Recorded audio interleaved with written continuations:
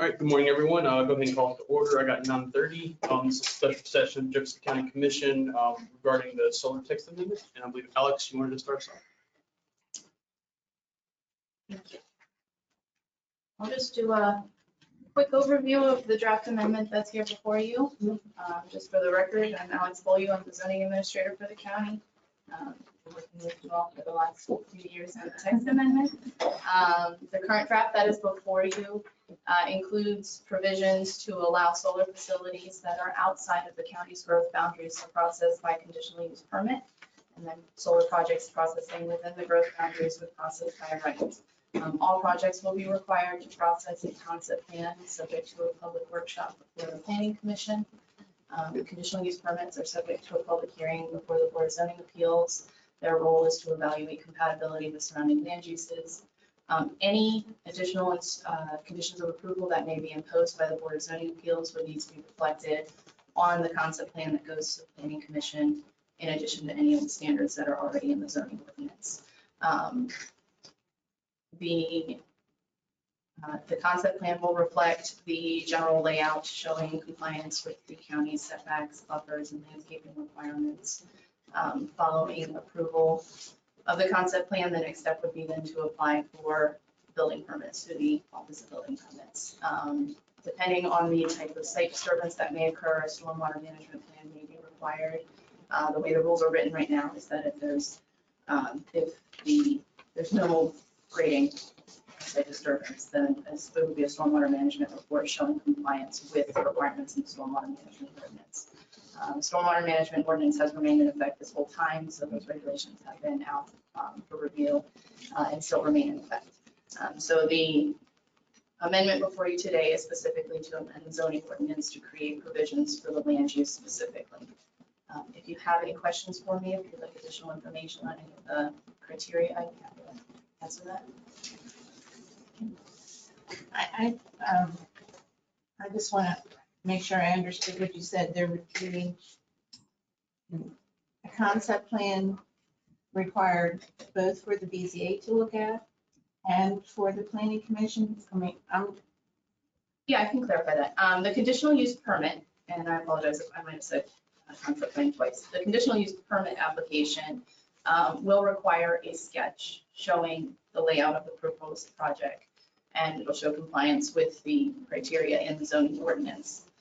Following the board's approval, if they approve the conditional use permit, you process the concept plan, which will be a larger plan set that'll show the contours of the land, the general layout, the parcels that are involved, property owners, landscape details, and it'll include a narrative that'll discuss the overall lifespan of the project. Well, I understand there's significant cost involved in a concept plan, but I don't see how the BZA can adequately consider conditional use without more information. What am I hearing? So there's criteria already in the ordinance in Article 6 for a conditional use permit. And then each of these solar projects will be required to show that they're complying with the standards that have been outlined in the zoning ordinance for the board's evaluation. And then the board will be evaluating that criteria, and we'll take public input at that time. And I understand that, but how will the board?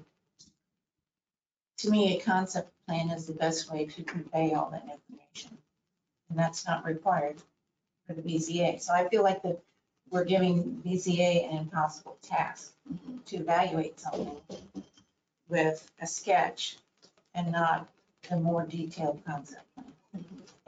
That's just the point I want to make. I think we're putting the BZA in an impossible position. So the board's role is to evaluate the land use, and the function of the concept plan will be to show the actual site design, which usually comes after a land use has been evaluated. So if the land use is permitted, they go straight to a concept plan to show compliance with those standards, and the planning commission will be evaluating that. And as we've discussed in previous meetings, the concept plan, public workshop, the public can make comments, the developer can interact, they can make proffers. The planning commission does not impose additional conditions of approval on a concept plan unless the developer proffers that. So, or BZA requires it. that would be on the conditional use. So Right. when the BZA is evaluating the land use specifically, the BZA may require additional conditions of approval that would need to be reflected then on the concept plan. Okay. All And right. so the project would then have to be designed to incorporate any of those conditions of approval. Thank you for that explanation. You're welcome. Anything else from the other commissioners? All right, thank you. Thank you. And just as a reminder, if the county commission is taking action today, the goal would be to find consistency with the comprehensive plan. Okay? A little while since we had a public hearing, we do open it up to, just making sure there wasn't a response. So if you're online, please raise your hand, we'll get to you, but I'll start in the room first. And the first name I have is Mark Dick, or is it Dyke? Yeah. All right, yeah.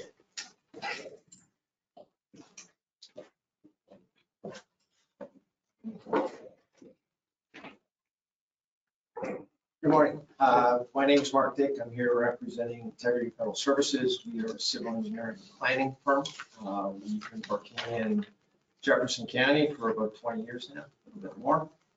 And I'm here to speak in support of the solar ordinance. I have submitted written comments. I feel like the ordinance is well crafted. There's been a lot of work that's gone into it. The comprehensive plan supports the ordinance amendment. And I'm just going to read some of the remarks here. So I went through the ordinance and I tried to pick up the pieces of the proposed text amendment that merited comment. So permitting a solar energy facility as a principal permitted use in the urban growth zone is the correct decision. This use is much lower intensity than almost any other development that is encouraged in these zones. There is no need for public infrastructure expansion. Schools do not need to be expanded and traffic is not generated. In the proposed ordinance, there's a number of sections. So section A1, concept plan provides the planning commission staff and the public information they need to evaluate the project. The plan is clearly identifies the critical components of the project, most specifically site access, buffering, fencing, and landscaping. We've already talked about the concept plan a little bit this morning.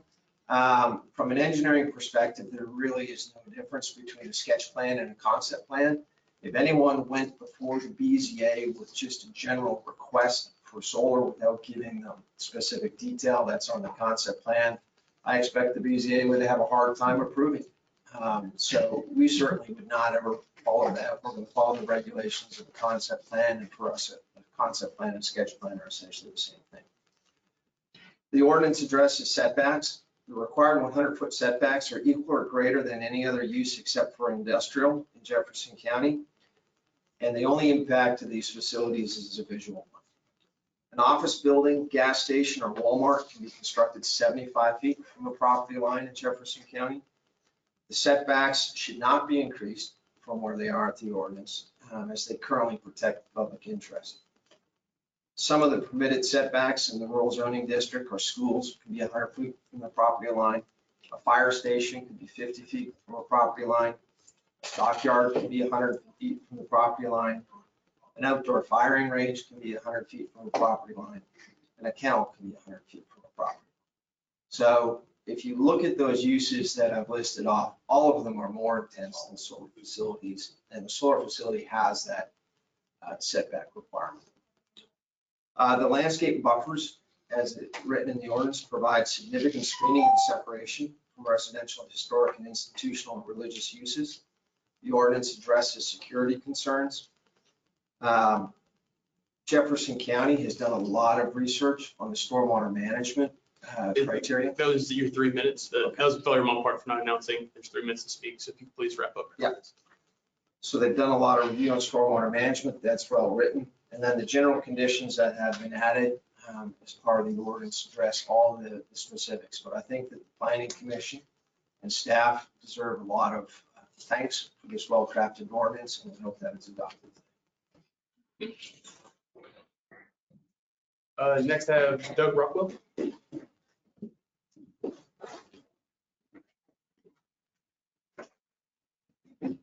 Good morning. My name is Doug Rockwell. I reside in Jefferson County and have for more than 50 years. P.O. Box in Charlestown.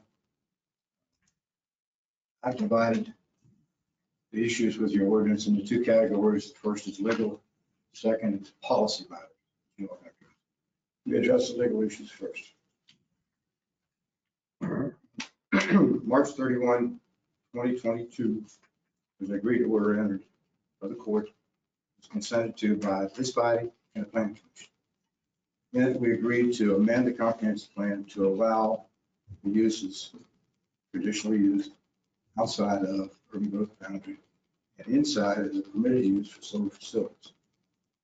You have under your existing subdivision ordinance conditions set forth called general standards in section 6.3 conditional use. That applies to all districts that want to have a conditional use was processed under this. Under the comprehensive plan, however, there are additional standards or conditions which must be met if there's going to be certain conditional uses sought in the rural district outside the urban growth boundary. The zoning, the solar facilities fit that requirement. Those requirements were agreed to. It was acknowledged by this body and the planning commission in the order that was entered. Those three conditions I've highlighted in the order as to what sections do not apply, are not contained in 6.3. So your choice is either to put these additional conditions in the existing amendment as I've drafted. That's in my draft. Or to amend section 6.3. The problem of it is if you adopt this amendment without the inclusion of that wording, then I'll be forced to go to court to enjoin any process of a conditional use application in a rural district. So hopefully it will include it. That's why I put the language in there. The handout I'll leave over here that you can have. Now, the next issues are the policy issues that you, the elected officials, representing the interest of the citizens of this county, must consider. I know you have a difficult job of balancing the interest of the citizens with economic development. So let's go first, and I hope you have your proposed amendments in front of you. Because I want to direct your attention in particular to page 2C. About 3 minutes. Must have been. It was 3 minutes, yes. Well, as you can see, I've got several here. You've got a problem at the top of page 3, the subparagraph II, under C2. Okay, it makes it, there's a problem there. The problem is, Sir, you're out of time. reserve the right to have written comments. Thank you. Is there anyone online, Jess? First individual I have is Rodney Rice. Can you hear me? Yes, sir. Okay, my name's Rodney Rice. I reside at 3372 Winchester Road, Martinsburg, West Virginia. I'm the business manager of the IBW. We support the Renewable Solar Energy Ordinance Text Amendment. Many of our members live in this area. These projects allow our members to be able to provide for their families and health care with other benefits while being built. It also allows investment to be made to support the community in many ways, such as building schools, infrastructure, and many other programs that benefit the local people in the area. I'm asking for you to support the solar text amendment as I feel it is a good benefit for the state of West Virginia and the surrounding communities. Thank you. Thank you. The next individual I have is Robert Record. Oh, yes, can you hear me? You're a little low. Okay, I'm not sure how to fix that, but I'll go ahead and say what I need to say. Covering the area that I cover with the Carpenters Union Local 423. We have quite a few members from Jefferson County that have very rarely, if at all, have actually worked in Jefferson County. They end up traveling elsewhere for work most of the time, and which is usually an hour or more from home, and in some cases happen to stay out of town to work. I believe wholeheartedly we have the ability to begin changing and passing this solar text amendment would be a first step in not only bringing solar energy to Jefferson County, but also helping to retain the people and jobs in Jefferson County. Thank you. Thank you.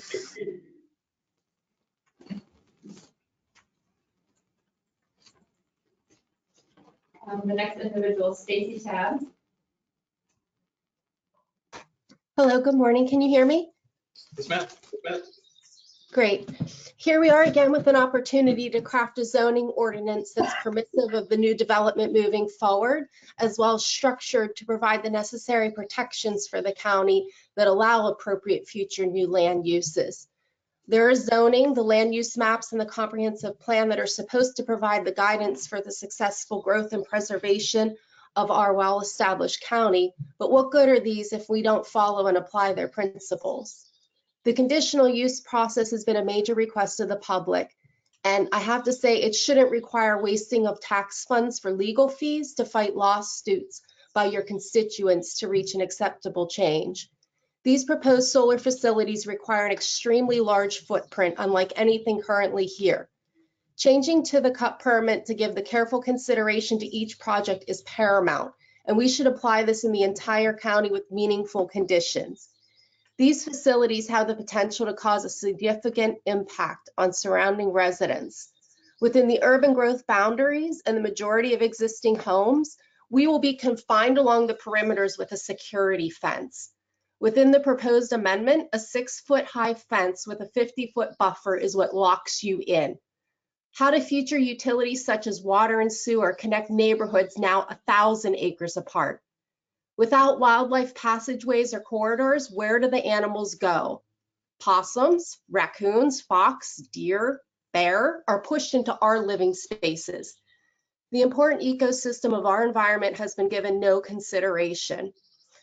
A new neighbor of mine who recently purchased 5 acres, decided to install a fence around their entire property. Now the fox are seen living in a culvert. The deer that used to cross must find a new route.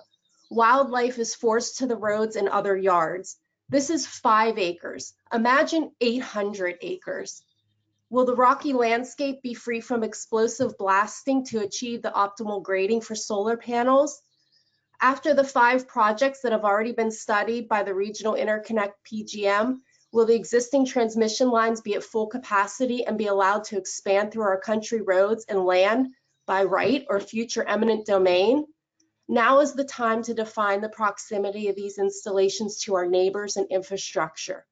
Expand the buffer and setbacks greater than 50 feet and include a passageway to take into account your existing residents, those you have been elected to represent, who will be negatively impacted in the future when the standards of development has given preference to business instead of the common good. This is part of the reason why people leave West Virginia. People, please look to the future. Give residents the hope to want to stay. Jefferson County is desirable because it has a preserved rich history, a beautiful productive landscape, and a well-balanced quality of life. And it's your responsibility to maintain that. Thank you. Next individual, Susan Huff. Yes, can you hear me? Yes, ma'am.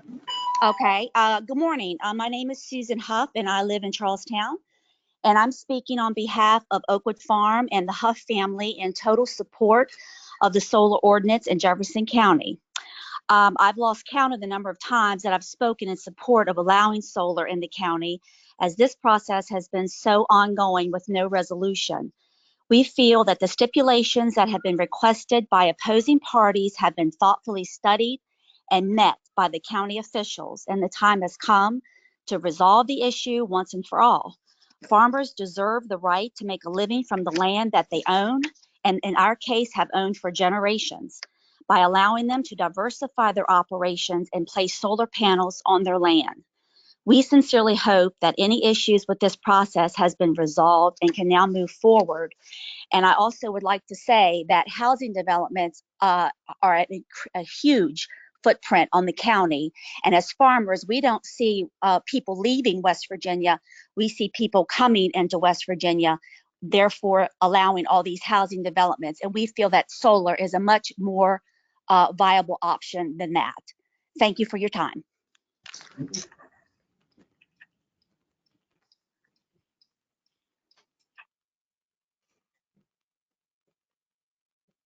Don't have any other. Thank you. Is there anyone else in the room that'd like to make public comment? I'd like to just ask a question. I have to clarify, public comment is your time. We can't interact. Okay. Oh, I can't ask the question. We can't answer it. Okay, okay, I guess not. All right, last call. All right, I'll move that public comment is closed. I'll second that. All right, it's been moved and seconded. Is there any more discussion? Hearing none, all those in favor say aye. Aye. Opposed? Motion carries. Does that mean I'm precluded from submitting anything in writing for your consideration before you decide? I thought you were already handed it in. Did you not? No, I told you I had many sheets here. 3 minutes was not enough time. I handed the, talking about the legal, but there were other policy issues. So I got this thing all marked up. You cut me off at 3 minutes.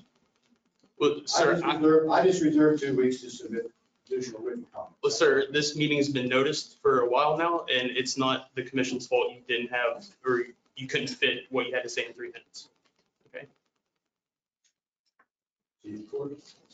so what's the pleasure of the commission moving forward?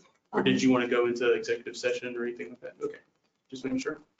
I would like, I'd actually like to make a motion that the Jefferson County Commission accept and adopt the recommendations of the draft text amendment that the Planning Commission sent us, that the text amendment is consistent with the county's adopted comprehensive plan, and that the amendment includes provisions to allow solar energy facilities to process as permitted use on parcels located within the urban growth boundaries and preferred growth areas as identified on the future land use guide and the envisioned Jefferson 2035 comprehensive plan. The amendment also includes provisions to allow solar energy facilities to process as conditional use on parcels located outside the urban growth boundaries and preferred growth areas. Is there a second? I'll second that. Okay, that's been moved and seconded. Is there any more discussion? Yes, I have a couple of comments. I think in this ordinance, where it starts out, section 8.2, it refers to the future land use guide and the comprehensive plan, and the comprehensive plan is very important basis for what we're doing today. But I really think we also need to rely upon the county zoning map, because that has been amended several times since the comprehensive plan was passed, and it could impact, it has to be taken into consideration under conditional use. And I think it's a gray area that needs clarification and probably some lawyers to look at.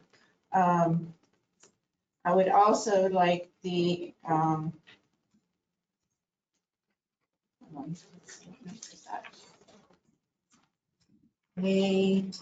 section B to really, I talked about, I would like the process to be about the same as the principal permitted use. I'd rather see a concept plan than a sketch, but I know there's costs involved in that. But I really think the BZA needs that information. And on page 6, I think and it's probably unique because I don't work with this language every day. It's very confusing. We've got a paragraph double I, we've got an opaque buffer, and then there's a solid fence. It's very hard to understand the buffering and the screening requirements.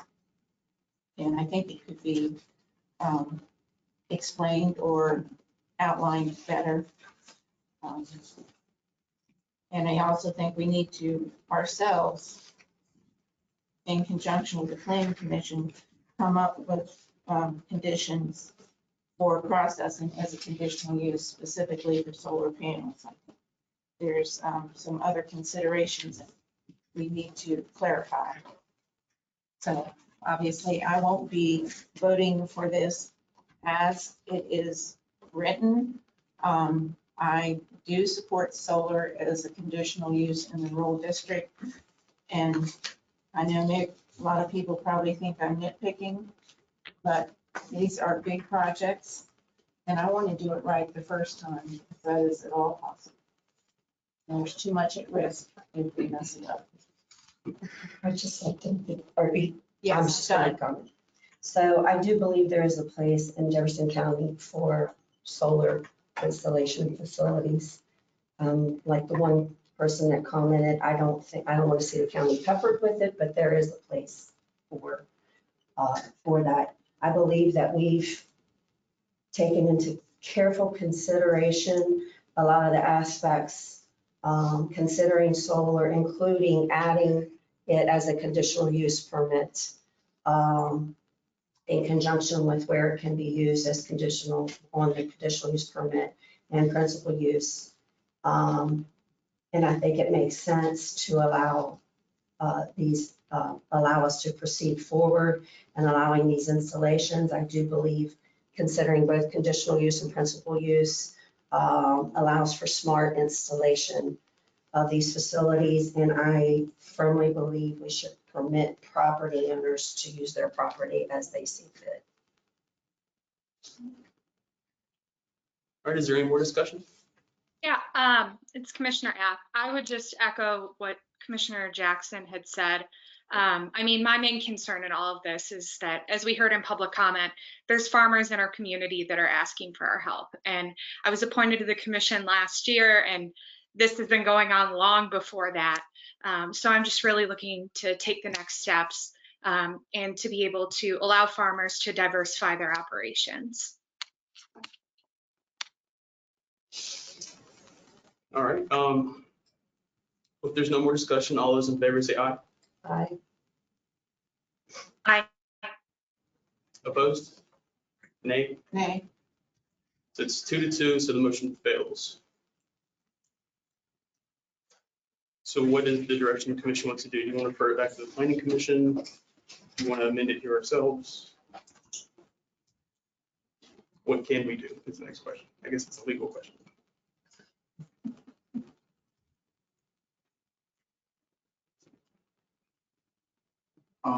I would reserve any action until we have an upcoming meeting next Thursday.